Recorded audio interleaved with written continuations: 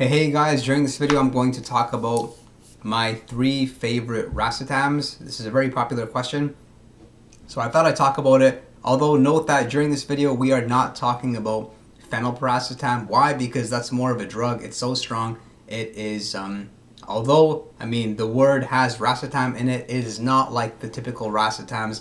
Phenylpiracetam is more like your emergency nootropic like drug that you can't take consistently. So I'm talking about racetams that you can take consistently, safely, every single day. Sure, this is not taking into account that maybe you have to cycle off of it. So these are nootropics you can take every day. I've taken these nootropics 6 months, maybe even a year straight, some of them in the past, and I don't experience any bad side effects, and most people I know don't. So if you do feel bad side effects, you'll feel it instantly. Otherwise, you won't.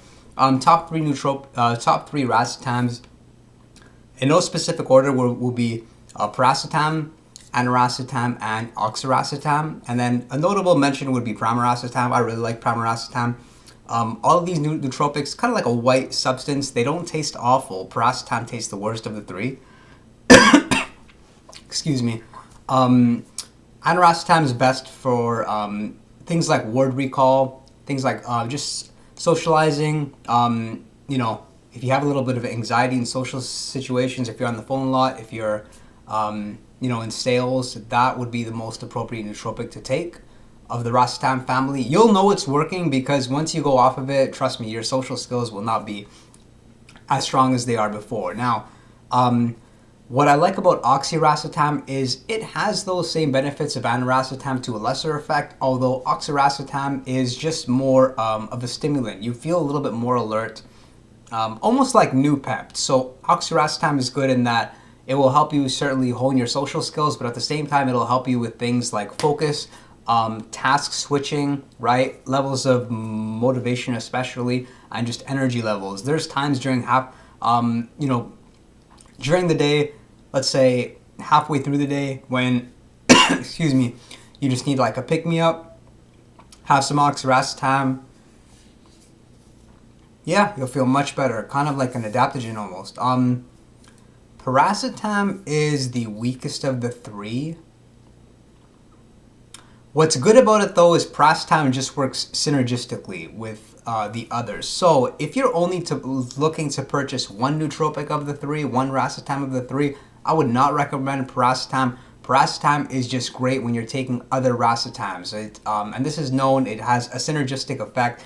Like your oxiracetam will start working better, your aniracetam will start working better. Although this is just my experience, the interesting thing with racetams is they work very, very differently with different people. Like I have a lot of friends using the racetams, they seem to respond better to some, and some of them not. But that's what I like about piracetam.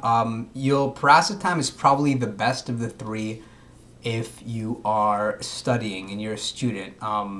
You'll notice instantly that if you're on piracetam for a long time and you just go off of it, your grades may not be there, and simple things like writing papers, for example, would take you longer than expected. So piracetam is probably the best learning drug.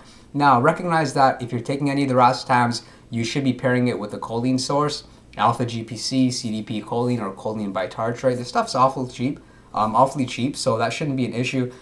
Dose it twice per day, and you'll see it working after about 3 to 4 weeks, which is the thing with racetams. People expect an instant effect. It's not a drug. It's not Adderall. Well, it's a drug, but it's not a very strong substance like Adderall or Concerta, right?